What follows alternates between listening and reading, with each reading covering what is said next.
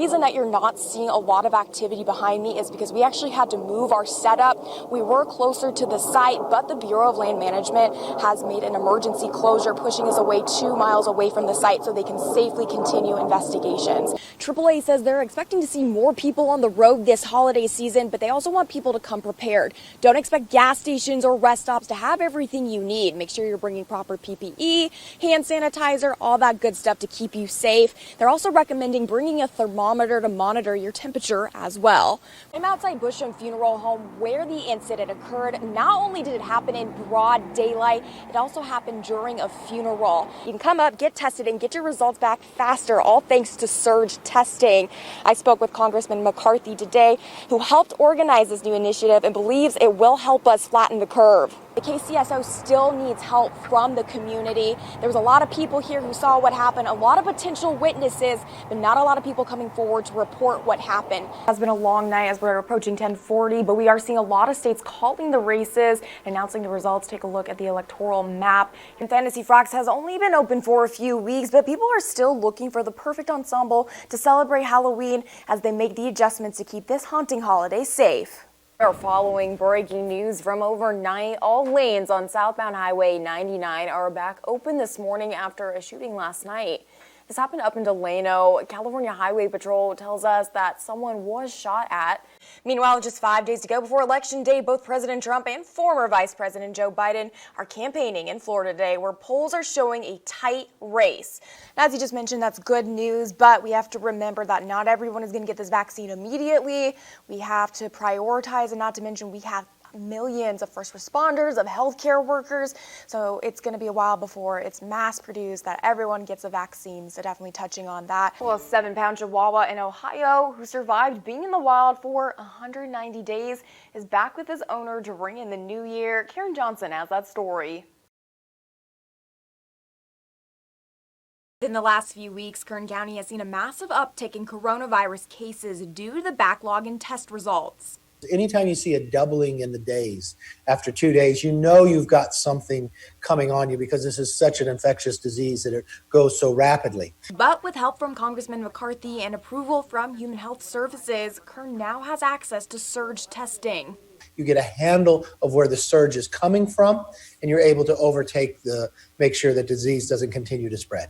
This new drive-through facility will be able to test 5,000 people a day and get results back in about 72 hours.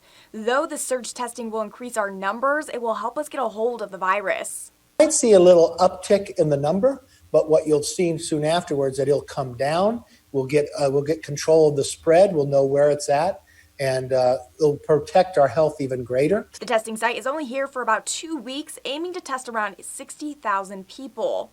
The goal is to help local hospitals alleviate the strain they are feeling and help us avoid shutting down.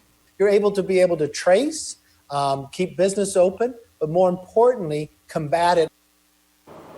Wendy and her family have lived in the Paiute Meadow community for years. I've lived on this mountain 20 years, and this mountain's not going to take me down like this. But within a matter of hours, their house was burned down. My kids, they found a few pieces of my china from my wedding, and a couple of our kittens were found alive in a burned out tree. But Wendy and her family feel that they didn't get enough help. And I understand we're California and it's year-round fire season, and I get all of that, but there was just no support.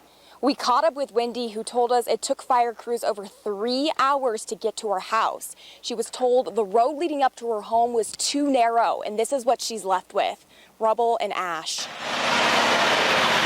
Though hundreds of houses have been saved, Kern County fire crews still feel devastated by the loss of even a single home. Emotional connections in the family, and it is tragic for them to have lost a home, and everyone feels horrible at that sort of loss. Freeborn shares that the fire is acting intense and dangerous, and that the crews responded to it the best way they knew how. They arrived, they instantly began to notify the individuals in the administrative positions that more resources were going to be needed. Audacious terror was confronted by audacious courage. The audacious courage of 343 firefighters and 71 law enforcement officers who gave their lives while saving others. The way we remember 9/11 will look a lot different this year. The Bakersfield Fire Department went virtual for their ceremony as an extra precaution due to COVID-19. We remember today the tragedy that took place 19 years ago here on American soil. But we would not be doing our fellow brothers and sisters justice if we weren't here today, if we weren't memorializing, if we weren't remembering those and those who are following those footsteps of our first responders and our men and women in uniform. A drive-through event hosted by SSD Alarms and Salty's Barbecue and Catering provided free meals to first responders. For us, just to be able to give back one day, for people to be able to recognize them for what they do for us every year. And we want them to know we truly will never forget. And the members of the community got to pick up red carnations at the Bakersfield Harley-Davidson to drop off at the Veterans Memorial. The ceremony was hosted by the Armed Forces Support Foundation. We've already had quite a few. We started this at noon, and we've had quite a few coming cars. And a guy in a semi-truck came over to get one so he could take one down there, and a lot of motorcycles. And what that tells me is that this community of Bakersfield, they really haven't forgotten. This 9/11 reminds us that there was a time after these attacks where we were unified, a message that still rings true even if we are divided by the pandemic. But the board of directors refuses to do nothing. Today is too significant. A lot of us are veterans, and a lot of us have children that are in. So we refuse to do nothing. Though we may not have been able to comfort one another physically on this day, we still found ways to remember those who didn't make it out alive. Hopefully, through everything that's going on, today will be a day, September 11th, 2020, that it's been a heck of a year. But maybe today we can go, you know what? We are Americans. Let's love each other. Let's support each other. As the saying goes, when life hands you lemons, you make lemonade. And JC, my sister, helps me always with the lemonade. 10-year-old Bryson started his lemonade stand 5 years ago to help out families who were displaced by some fires. My mom was looking on something about the kids in the fires, and I said, what happened to their toys? And she said, they don't have any more. And I said, I want to do something to get their toys back. It gives me such joy to see that his parents have instilled such amazing values in him, that he has a heart for service and wants to give. This year, Bryson's lemonade stand raised funds for another boy here in our community. Wyatt is just a fun-loving, ornery, a hilarious little boy. Early last year, Wyatt was having some issues with bad headaches. We took him in, and after some scans, they found a tumor on his brainstem. He was diagnosed with DIPG, known as diffuse intrinsic pontine glioma, but was later re-diagnosed with an ependymoma, an incurable and an inoperable type of brain tumor. Wyatt's family was told he only had 9 to 18 months left to live. He's made it past a year, but that's come with lots of obstacles. Wyatt has lost a lot of his body functions, like the ability to walk and talk. His family travels to San Francisco every 3 weeks for clinic visits and infusions. The cost to go back and forth started to add up, so Bryson wanted to lend a hand. If they're going through tough times, it's good to help them feel like loved and stuff. Sometimes in life, we're given lemons, but Bryson and his family are here, making their lemonade extra sweet. We really appreciate what Bryson and his family are doing, and he could have chosen another families or charities to give to. It's a lot that he selected Wyatt.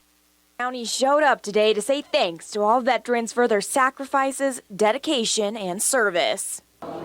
These young guys and women, they love their country. It's something for them to do to show respect. Though a lot of celebrations were scaled back due to the pandemic, the community still found ways to show their appreciation. The American Legion Post 26 hosted a lunch for service members today.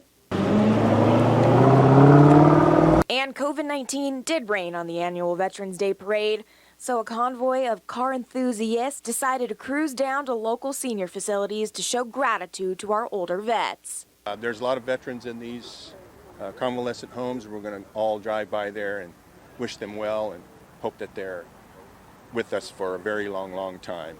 And also to celebrate their service to our country. Lastly, a special celebration was held for a World War II veteran. He's a true American hero. He's written a book, and we're just thrilled to be able to do this for him. And it just so happens that Victor Hollingsworth's birthday is on Veterans Day. Amazed and shocked at the turnout. All these wonderful people coming here. Just wonderful. And he feels extra grateful for the outpouring of love, not only on his birthday, but on this Veterans Day. Well, I just want to thank everybody that's been so good to me and so generous during this particular time. Looking for a cool costume here at Fantasy Frocks. For 40 years, Fantasy Frocks has been creeping it real, providing all your Halloween needs. Business has been slow because of the pandemic, but they are starting to see more people this spooky season. Anything like that that's unsettling, people tend to procrastinate, so we're expecting to be quite busy tomorrow. Though they aren't able to rent out as many costumes this year, they are taking all the precautions to make sure everyone is staying safe. Once something's rented for Halloween, we pull it to the back and it's just going to sit there until after Halloween where we have time to clean it properly. People are drawing inspiration from the novel virus when it comes to crafting their ghoulish garments. The plague mask has been our best-selling mask this year, and we've been sold out for about a week and a half. Fantasy Frocks costumes. Health officials have been pushing Halloween guidelines in a final effort to contain the spread of the virus. Not everyone is staying home, though, hoping to keep up with tradition in their neighborhoods and close-knit circles. Well, just going to dress up and hopefully some kids come to the door and we can pass out candy and then take my kids around the neighborhood. Just gonna dress up. It's a friend's birthday of mine, so we're all gonna get together. Though Halloween is looking different this year, people are making an effort to keep it safe and scary. We just plan on trick-or-treating in our neighborhood. A lot of our neighbors are really awesome, and so they have their own Facebook page and just want to make sure it was safe for everybody.